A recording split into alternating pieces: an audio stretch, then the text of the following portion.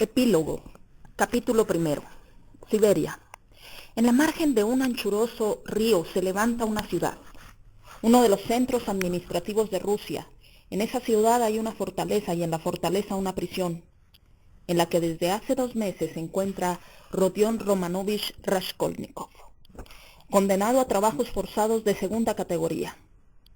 Han transcurrido cerca de 18 meses desde el día de su crimen. La instrucción de su proceso no tropezó con mayores dificultades. El culpable repitió sus declaraciones con tanta firmeza como precisión y claridad, sin alterar las circunstancias, sin atenuar los hechos en su beneficio, ni desnaturalizarlos y sin olvidar el más mínimo detalle. Hizo un relato minucioso de toda la génesis y el desarrollo de su delito. Dilucidó el misterio del objeto, el trozo de madera unido a una planchita de metal, que fue hallado entre las manos de la vieja. Refirió cómo habíase apoderado de las llaves de la víctima. Describió el cofre, enumerando algunos de los objetos que contenía. Explicó el enigmático asesinato de Isabel. Relató la llegada de Koch y cómo, después de él, llegó el estudiante, repitiendo las palabras cambiadas entre ellos, y la huida por la escalera, oyendo los gritos de Nicolás y de Dmitri, para ocultarse en el departamento vacío y el regreso a su domicilio. Para concluir, indicó el lugar en donde había escondido los objetos robados, en un terreno baldío de la avenida de la Ascensión, cerca de la entrada, debajo de una piedra de gran tamaño adosada a la pared. En efecto, allí se encontraron el portamonedas y los objetos robados. Nada quedó en la sombra. Los investigadores y los jueces se extrañaron sobre todo de que el culpable hubiera ocultado el botín sin tratar de utilizarlo en su provecho. No solo no recordaba con exactitud todos los objetos robados, sino que se equivocaba en cuanto a su número. Parecía asimismo inverosímil que no hubiese abierto ni siquiera una vez el portamonedas y que ignorase lo que contenía. Había en él 300 rublos y 3 monedas de 20 kopecks, los billetes de más valor, en los que estaban envueltos los restantes. Se hallaban un tanto deteriorados a causa del largo tiempo que habían permanecido debajo de la piedra. Creyóse que el acusado mentía en este punto, aun cuando resultaba inexplicable que dijese la verdad en todo lo demás. Por último, algunos, en especial los psicólogos, llegaron a la conclusión de que era posible que no hubiese verificado el contenido del portamonedas y que, sin saber lo que encerraba, lo hubiera ocultado debajo de la piedra.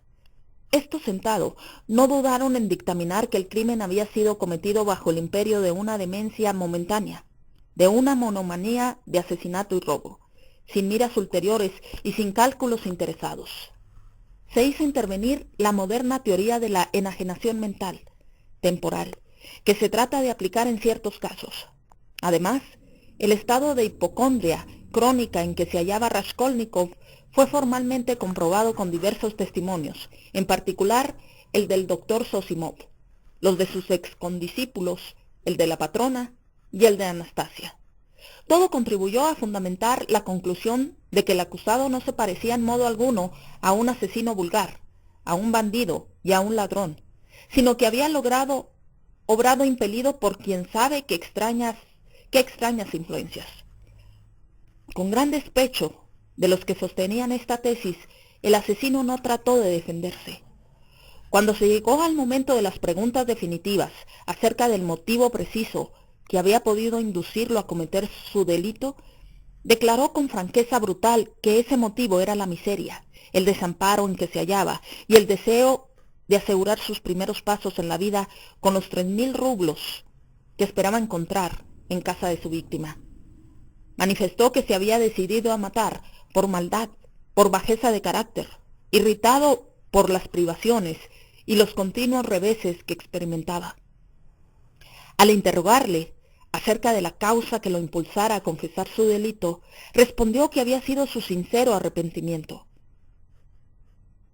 Todo aquello era casi cínico.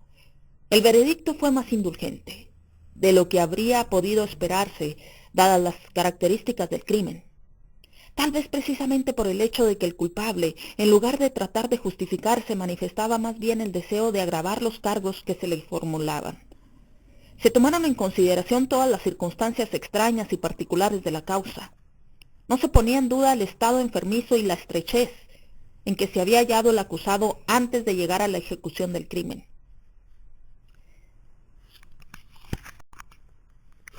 Se atribuyó el hecho de no haberse beneficiado con el producto de su macabra hazaña a un comienzo de remordimiento y al estado de sus facultades mentales un tanto alteradas. El asesinato no premeditado de Isabel suministró un argumento en apoyo de esta teoría y se tuvo en cuenta que había cometido ambos asesinatos olvidando que la puerta permanecía abierta. Por último, se había confesado culpable cuando la instrucción del sumario se embrollaba y confundía con las falsas declaraciones de un fanático desequilibrado, Nicolás, y cuando no se tenía indicio alguno acerca del verdadero asesino, sino que ni siquiera se sospechaba de él. Porfirio Petrovich cumplió su palabra hasta el fin. Todo esto contribuyó para que se concediera al culpable el beneficio de las circunstancias atenuantes. Además, se revelaron otros hechos que favorecieron su situación. El exestudiante Razumikin suministró pruebas fehacientes de que Raskolnikov, en la época en que iba a la universidad, se desprendió de sus últimos recursos para ayudar a un compañero, pobre y enfermo del pecho, y que lo mantuvo casi solo durante 6 meses hasta su fallecimiento. Posteriormente cuidó del padre de su camarada, un anciano que había quedado solo en el mundo, enfermo y en la miseria, pues su hijo había sido su único sostén desde la edad de 13 años. Raskolnikov lo hizo ingresar en un hospicio y más tarde sufragó los gastos de su sepelio. La viuda Sarnitsyn, madre de su extinta novia, declaró que en la época en que habitaban en el barrio de 5 esquinas, el joven salvó con peligro de su vida a 2 criaturas que habían quedado en el interior de una casa que se incendió y que sufrió quemaduras de cierta gravedad a consecuencia de su heroico comportamiento. Numerosos testigos certificaron la veracidad del episodio. En definitiva, todo terminó con la condena del culpable a 8 años de trabajos forzados de segunda categoría, atendido a que su confesión había sido espontánea y que existían circunstancias atenuantes. Desde la iniciación del proceso, la madre de Raskolnikov cayó enferma. Dunia y Razumikin hallaron la forma de alejarla de San Petersburgo durante la sustanciación del mismo. Razumikin eligió una ciudad situada a poca distancia y unida por ferrocarril a San Petersburgo, para que le fuera posible asistir asiduamente a todas las audiencias y visitar a menudo a Avdotia Romanovna. La enfermedad de Pulcheria era una afección nerviosa bastante extraña, acompañada por una especie de trastorno cerebral, si no del todo caracterizado, por lo menos parcial. Al regresar a su casa después de la última entrevista con su hermano, Dunia había hallado a su madre con fiebre y presa del delirio. Esa misma noche convino con Razumikin cuáles habían de ser sus respuestas cuando Pulcheria los interrogara acerca de su hijo, y hasta hilvanaron toda una historia, según la cual Raskolnikov habría sido enviado muy lejos, a la frontera del país, con una misión especial que le reportaría mucho dinero y celebridad. Pero con gran sorpresa de ambos, ni entonces ni después la madre formuló pregunta alguna. Ella misma había forjado en su imaginación toda una novela para explicar la brusca partida de su hijo. Refería llorando la visita de despedida que le hizo y daba a entender por ciertas alusiones que era la única que conocía varias circunstancias graves y misteriosas y que Rodia se había visto obligado a ocultarse porque tenía una cantidad de enemigos muy poderosos. En lo tocante al porvenir de su hijo, no dudaba de que sería brillantísimo apenas fueran eliminadas ciertas condiciones hostiles. Aseguraba Razumikin que su hijo llegaría a ser con el tiempo un hombre de Estado, puesto que su artículo denotaba un innegable talento literario. Leía y releía sin cesar ese artículo, a veces en voz alta, y casi llegaba al extremo de dormir con él. Pero jamás preguntaba dónde podía estar Rodia, ni por qué se evitaba ese tema de conversación, lo que hubiera podido parecerle sospechoso. El extraño silencio de Pulcheria acerca de ciertos puntos concluyó por preocupar a uno y otro. Ni siquiera se quejaba de no recibir carta de su hijo, mientras que antaño, en su pueblo, vivía solo con la esperanza y en espera de noticias de su bien amado Rodia. Esta última circunstancia era demasiado inexplicable y Dunia llegó a alarmarse. Se le ocurrió que su madre tenía el presentimiento de la espantosa tragedia que pesaba sobre su hijo y que temía interrogarlos por miedo de saber algo más terrible todavía. De todos modos, Dunia podía darse cuenta que Pulqueria no estaba en su sano juicio.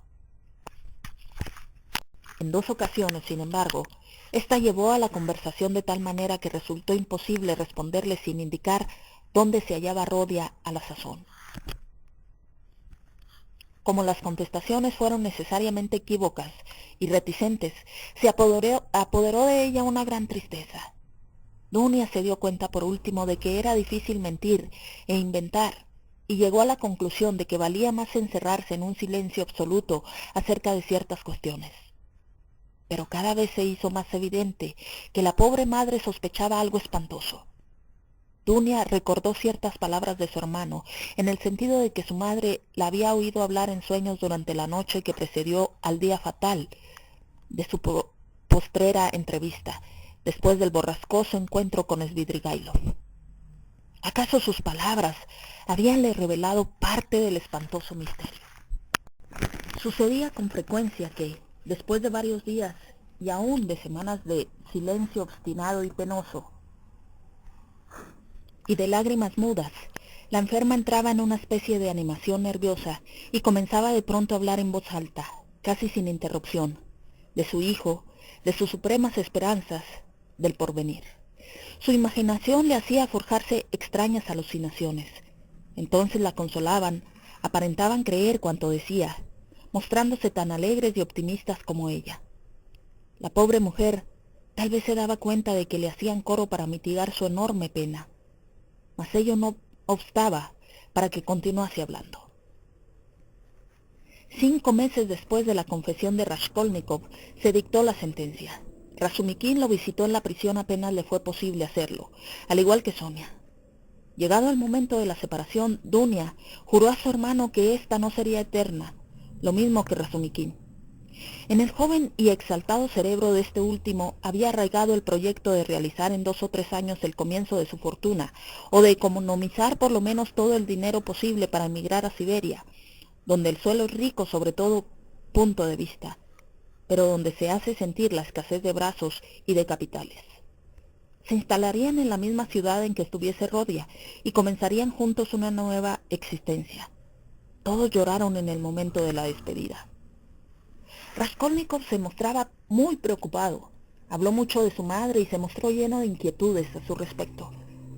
Este pensamiento lo afectaba tanto que Dunia se sintió atemorizada. Cuando se enteró con mayores detalles de la enfermedad de su madre, pareció reencontrarse en sí mismo y se mostró hosco y taciturno, en especial con Sonia, que gracias al dinero que recibiera de Svidrigailov, había tomado las disposiciones necesarias para seguir la cadena de penados en que iría Raskolnikov. Jamás había hecho alusión a eso, pero uno y otro sabían bien que sería así. Al darse los últimos adioses, Raskolnikov sonrió en forma extraña al escuchar las vehementes afirmaciones de su hermana y Razumikin concernientes al espléndido porvenir que se abriría ante ellos cuando hubiese abandonado la prisión, y tuvo el presentimiento de la próxima muerte de su madre. Por último, Sonia y él emprendieron la marcha hacia el exilio. 2 meses más tarde, Razumikin contraía enlace con Dunia. La ceremonia fue discreta y triste. Entre los escasos invitados se contaban Porfirio Petrovich y el doctor Zosimov. Los últimos sucesos habían impreso en el rostro del joven una expresión de enérgica resolución. Dunia creía ciegamente que lograría realizar todos sus proyectos, pues en aquel hombre se manifestaba una voluntad de acero. Volvió a seguir los cursos en la universidad para terminar sus estudios. Uno y otro no cesaban de elaborar planes para el futuro y ambos contaban partir para Siberia al cabo de unos años. Mientras tanto confiaban en Sonia. Pulqueria bendijo con alegría el enlace de su hija con Razumikin, pero después del matrimonio volvió a quedar sumida en profunda tristeza. Con el fin de procurarle algún alivio, Razumikin le refirió la historia del estudiante con el que tan noblemente se había portado Raskolnikov,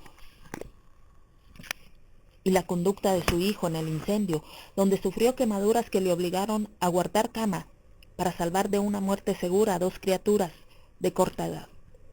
Estos relatos llevaron a Pulcheria, cuya razón estaba ya desequilibrada, a un estado de exaltación rayano en la demencia.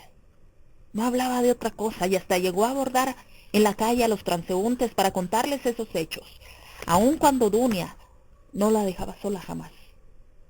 En los tranvías, en las tiendas, en cualquier parte en que se hallara, se dirigía al primero que tenía cerca para hablarle de su hijo, de su comportamiento con el estudiante enfermo y de cómo había desafiado las llamas.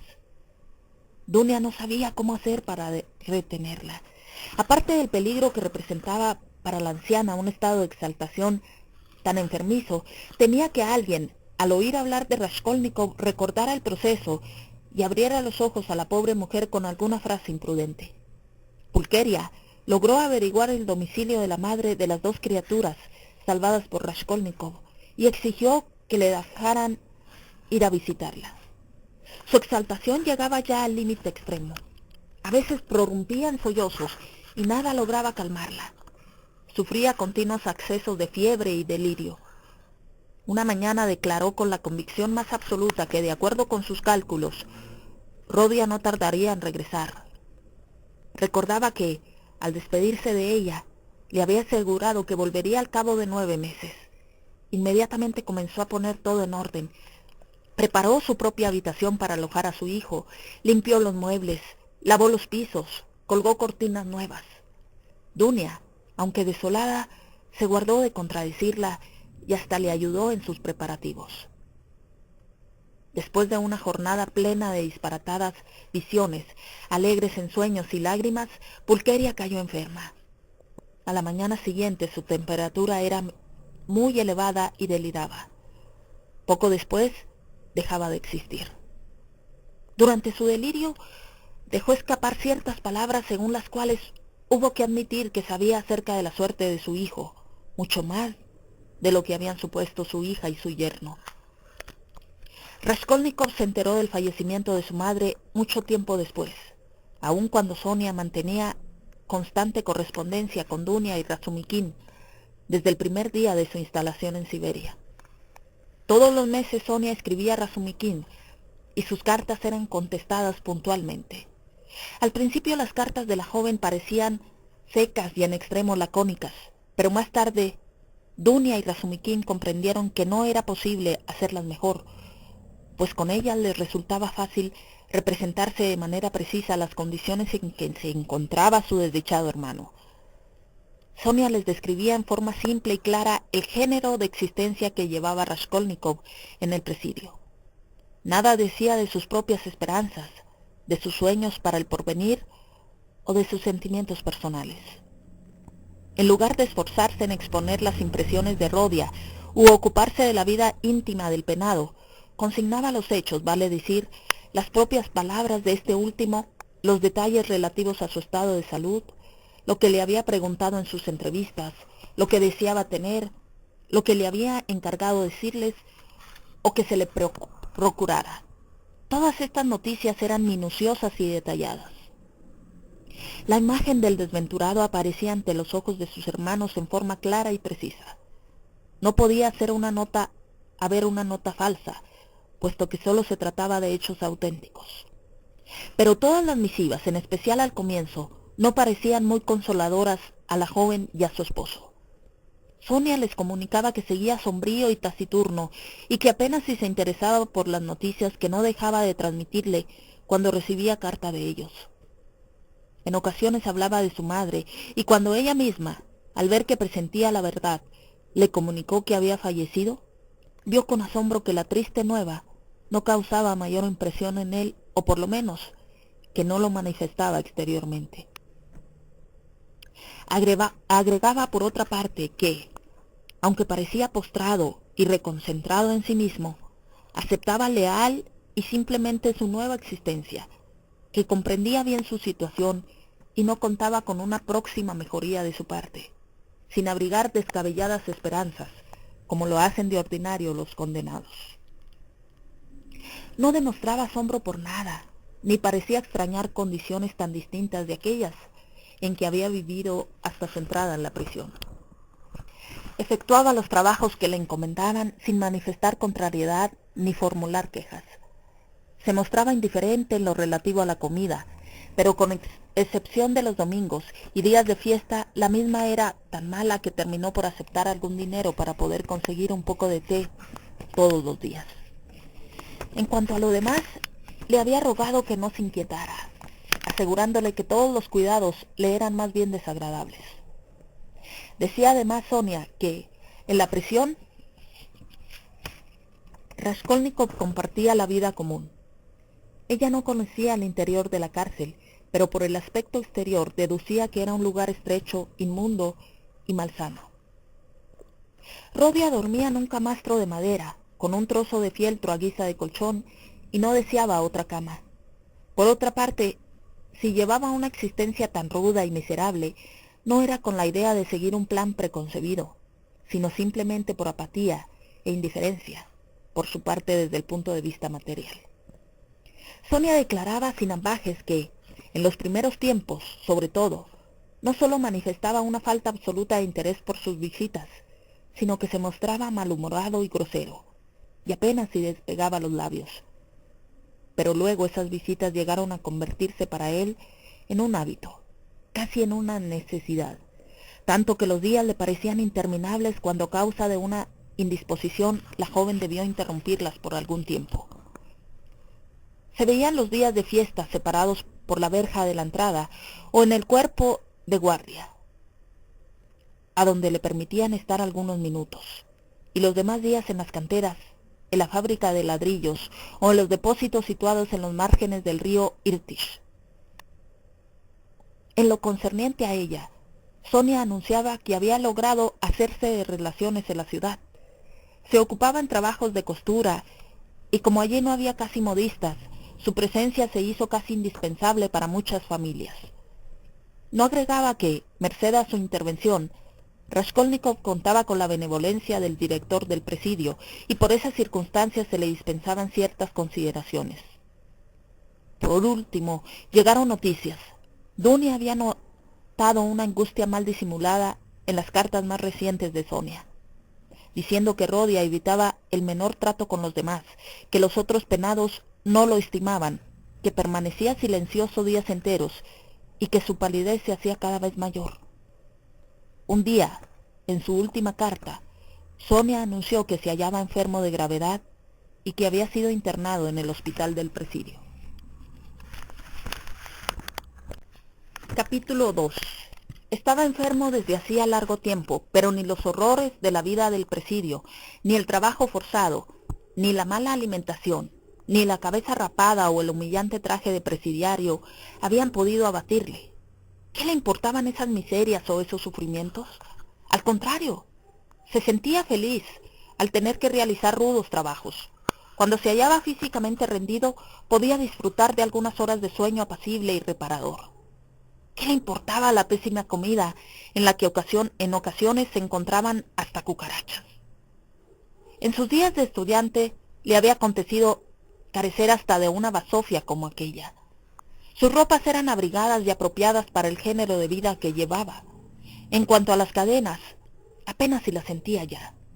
¿Podría acaso experimentar vergüenza de su cráneo rapado o de su uniforme de penado? ¿Ante quién? ¿Ante Sonia?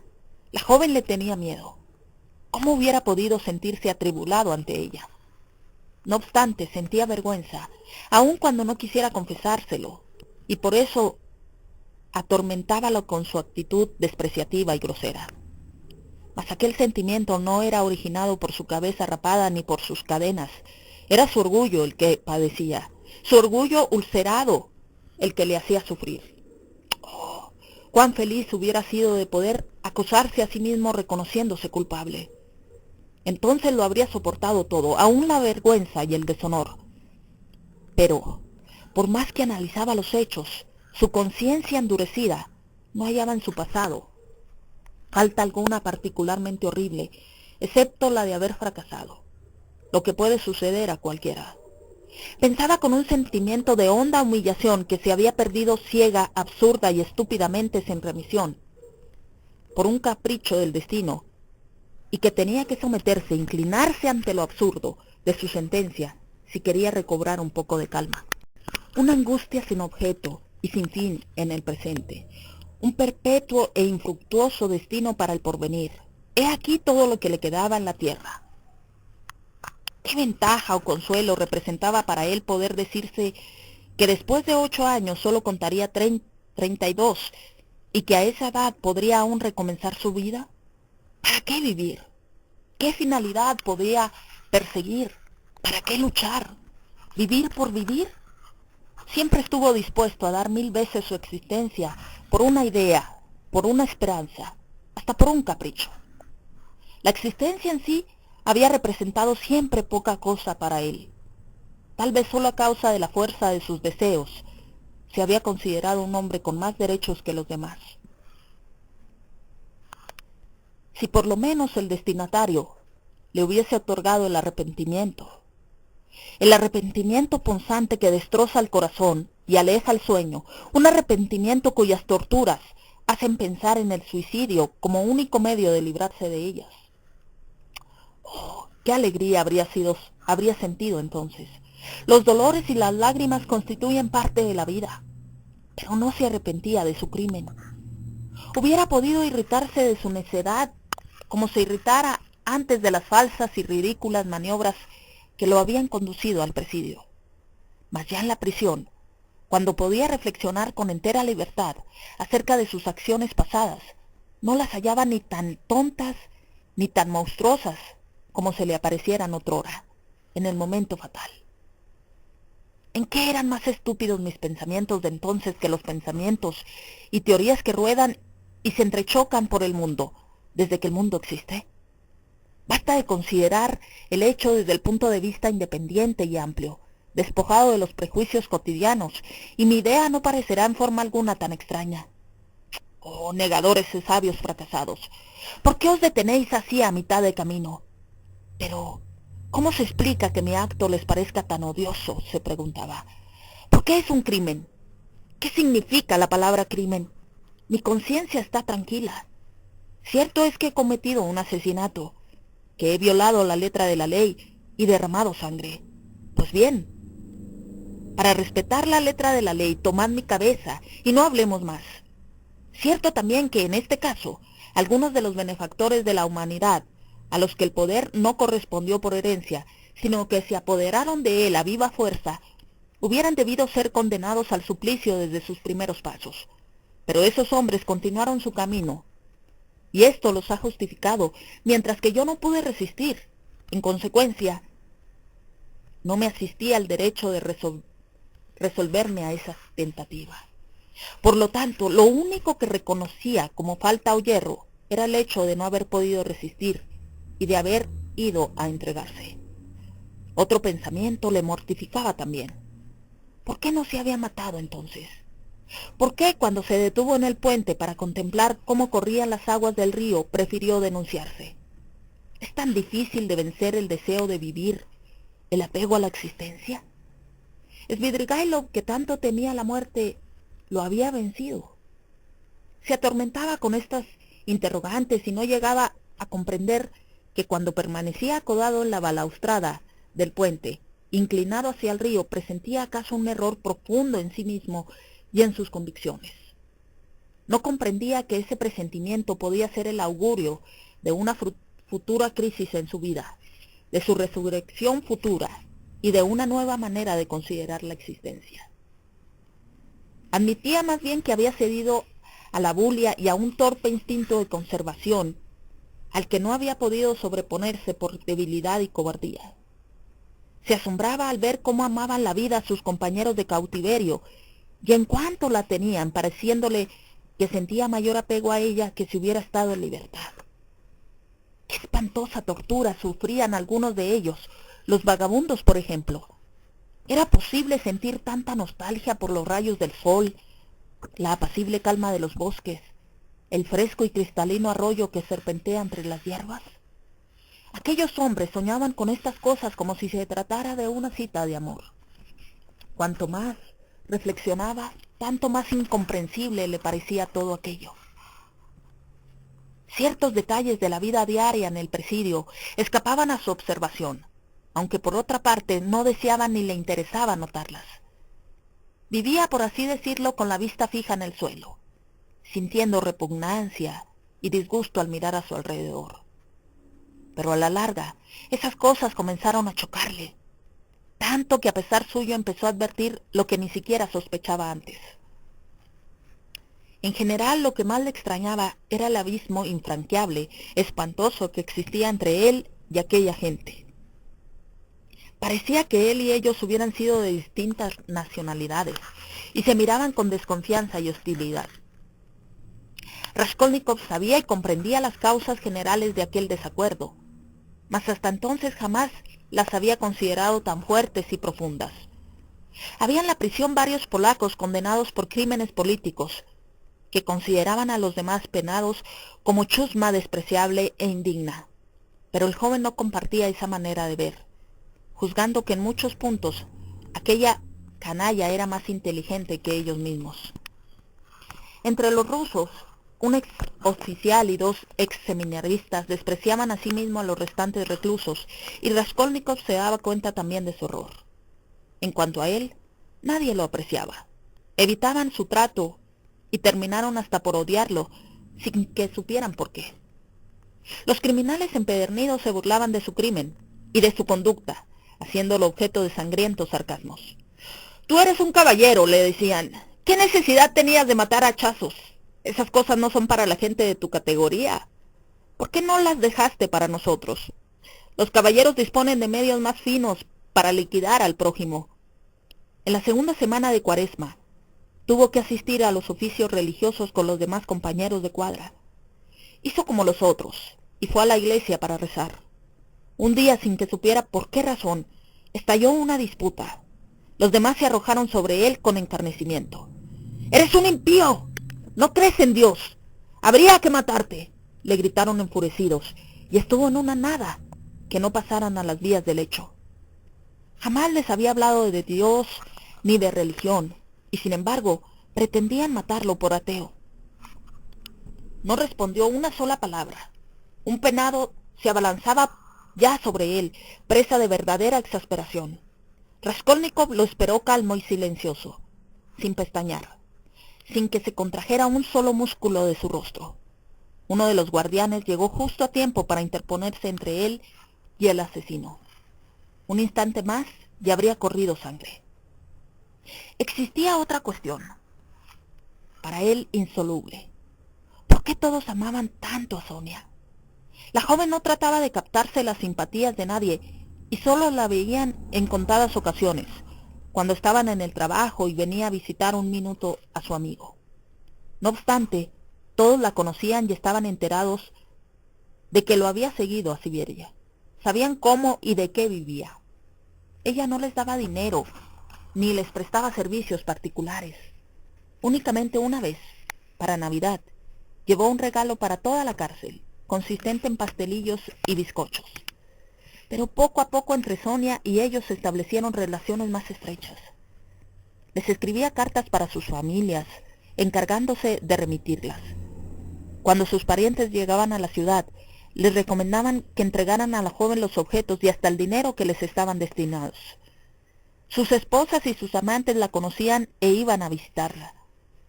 Cuando aparecía en las canteras para ir a ver a Raskolnikov, o cuando se cruzaba con algún grupo de forzados que se dirigían a su trabajo, todos la saludaban sacándose respetuosamente sus gorros e inclinándose. «Matushka, Sonia Semyonovna, eres nuestra madrecita tierna y afectuosa», decían a la débil y frágil criatura, aquellos brutos anatemizados por la infamia. Ella les sonreía al responder a su saludo, y a todos encantaba verla sonreír. Amaban hasta su forma de caminar, y se daban vuelta para seguirla con la mirada cuando pasaba. Solo tenían elogios para ella, hasta la alababan por ser tan pequeña, y llegaron a consultarla cuando se sentían enfermos. Raskolnikov pasó en el hospital todo el fin de la Cuaresma y la semana de Pascua. Al recuperar la salud, recordó los sueños que tuviera mientras hallábase en el lecho, presa de la fiebre y el delirio. En las visiones forjadas por su imaginación calenturienta, el mundo entero estaba condenado a sufrir los estragos de una plaga inaudita y sin precedentes que, surgida de los confines del Asia, se abatía sobre Europa. Todos debían perecer, excepto un contado número de privilegiados. Ciertos parásitos de una especie nueva, seres microscópicos, habían hecho su aparición, eligiendo como domicilio los cuerpos humanos. Pero esos animálculos eran espíritus dotados de inteligencia y voluntad. Los individuos atacados se volvían locos, furiosos al instante, pero jamás los hombres se habían creído tan en posesión de la verdad como aquellos infelices. Jamás habían creído con mayor firmeza en la infalibilidad de sus juicios, de sus conclusiones científicas, de sus principios morales y religiosos. Localidades enteras, ciudades y naciones estaban contaminadas y perdían la razón. Todos estaban locos y no se comprendían unos a otros. Cada cual creía ser el único poseedor de la verdad y el único que podía discernir entre el bien y el mal. No se sabía a quién condenar ni a quién absolver. Las personas se mataban entre sí bajo el imperio de una cólera absurda. Se reunían con el propósito de formar grandes ejércitos, mas apenas entraban en contacto estallaba la discordia en sus filas, se dislocaban y los soldados se arrojaban unos sobre otros, degollándose, mordiéndose y devorándose. En las ciudades se oía todo el día el toque de rebato, se convocaba al pueblo, pero ¿con qué finalidad? Nadie lo sabía, y todo el mundo estaba excitado. Se abandonaban los oficios más ordinarios, porque cada cual proponía sus reformas, y no era posible llegar a un acuerdo. La agricultura contaba con escasos adeptos. Aquí y allá la gente se reunía en grupos, concertando una acción común y jurando no separarse. Pero enseguida emprendían algo distinto de lo que se habían propuesto, comenzando a acusarse, a golpearse y a matarse. Estallaban grandes incendios y pronto llegó el hambre. Todo el mundo y todas las cosas perecían. La peste hacía estragos, extendiéndose cada vez más. En el mundo entero solo podían salvarse unos pocos, y los puros y los elegidos, predestinados a fundar una nueva vida y a purificar la tierra, pero nadie escuchaba a esos hombres en parte alguna, nadie prestaba oídos a sus palabras y a su voz. Lo que atormentaba a Raskolnikov era que ese delirio absurdo había dejado en su recuerdo profundas huellas, tanto que la impresión de aquellos sueños febriles tardaban mucho en borrarse. Llegó la tercera semana posterior a la Pascua. Los días se tornaron cálidos y claros, verdaderos días de primavera. Por primera vez se abrieron las ventanas del hospital, protegidas por fuertes rejas, debajo de las cuales se paseaba de continuo un centinela. Durante toda la enfermedad de Raskolnikov, solo en 2 ocasiones se permitió a Sonia que le visitara. Cada vez tuvo que solicitar una autorización especial, y el trámite era engorroso y complicado. Pero a menudo iba al anochecer al patio del hospital con el único fin de permanecer unos instantes allí y mirar por las ventanas desde afuera. Una tarde Raskolnikov, casi del todo restablecido, estaba adormecido. Al despertarse se aproximó por casualidad a la ventana y vio a Sonia cerca de la puerta del hospital, en actitud de esperar alguna cosa. Fue como si le hubiesen traspasado el corazón con un dardo. Se estremeció convulsivamente, retirándose de la ventana. Al día siguiente Sonia no fue, y tampoco al otro. El joven advirtió que la esperaba con impaciencia, con verdadera ansiedad. Por fin lo dieron de alta, y al volver a la prisión se enteró por sus compañeros de que Sonia estaba enferma y que guardaba cama. Se sintió alarmadísimo y por intermedio de un carcelero complaciente obtuvo noticias de su estado y supo que la enfermedad no era de peligro. Sonia, por su parte, al saber que Raskolnikov sufría al no verla y que se preocupaba por ella, le hizo llegar una carta escrita con lápiz en la que le decía que iba mucho mejor, que todo había se reducido a un resfrío benigno y que muy pronto iría a visitarlo. Al leer esa carta, el corazón de Raskolnikov latía con dolorosa intensidad. Al día siguiente, muy temprano, partió para dirigirse a su trabajo a un inmenso galpón construido a orillas del río, donde había un gran horno para cocer el alabastro. Solo 3 obreros habían sido enviados allí. Uno de ellos con el guardián. Volvió a la fortaleza para buscar unas herramientas. El segundo preparaba la leña para calentar el horno. Raskolnikov salió del cobertizo, se aproximó a la margen del río y sentándose sobre una viga de gran tamaño, se puso a contemplar el ancho y caudaloso curso del Irtish. Desde aquel sitio, el más elevado de los alrededores, se divisaba una vasta extensión. De la otra orilla llegaba el rumor de canciones apenas perceptibles. A lo lejos, en lo infinito de las estepas inundadas de sol, las tiendas de los nómadas formaban como puntos negros. Allá estaba la libertad, allá vivían otras personas por completo distintas a las que lo rodeaban. Allá el tiempo hallábase suspendido, como si se estuviese aún en la época de Abraham y sus rebaños. Raskolnikov contemplaba la escena sin moverse, sin poder desviar la vista. Su pensamiento se deslizó pronto hacia el ensueño y la contemplación. En nada pensaba, pero lo invadía una tristeza profunda. De pronto Sonia apareció ante él. Se había acercado sin hacer ruido, sentándose a su lado. En aquella hora matinal se dejaba sentir más aún el fresco de la noche, por lo que la joven llevaba un viejo y raído abrigo y el pañuelo verde. Más pálida, más delgada, su rostro demacrado conservaba aún las trazas de su reciente enfermedad.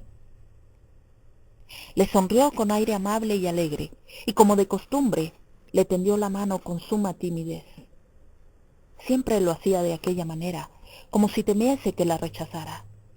Raskolnikov parecía aceptarla siempre con repugnancia, como si recibiese a la joven con desagrado, y en oportunidades encerrábase en un obstinado mutismo durante todo el tiempo que duraba la entrevista. Hubo veces que la joven tembló de continuo ante él y se retiró profundamente afligida. Pero ese día sus manos no trataron de separarse. Raskolnikov envolvió a Sonia en una mirada y luego, sin decir palabra, bajó los ojos. Se hallaban solos. Nadie los veía. El comitre habíase alejado en ese momento. De improviso, sin que Raskolnikov se diera cuenta de lo que ocurría, un impulso irresistible le obligó a prosternarse ante la joven y a llorar abrazado a sus rodillas. En el primer momento Sonia experimentó gran temor y su rostro se cubrió de palidez mortal. Lo contempló sobresaltada y temblorosa, pero en el mismo instante, en un abrir y cerrar de ojos, comprendió todo. Sus ojos brillaron con una luz de infinita felicidad. Había comprendido, sin lugar a dudas, que la amaba con todas sus fuerzas, con todas las fuerzas de su corazón y de su alma, que por fin había llegado aquella hora. Ambos quisieron hablar, pero no les fue posible. Sus ojos se llenaban de lágrimas y estaban pálidos y deshechos. Mas en sus rostros demacrados resplandecía el amanecer de un nuevo porvenir, de una completa resurrección a la vida. El amor los había hecho renacer, y sus corazones encerraban una fuente inagotable de vida para el otro. Resolvieron esperar y tener paciencia.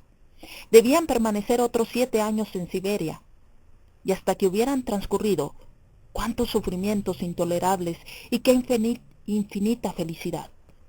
Pero Raskolnikov había resucitado. Le constaba y lo sentía con todo su ser regenerado.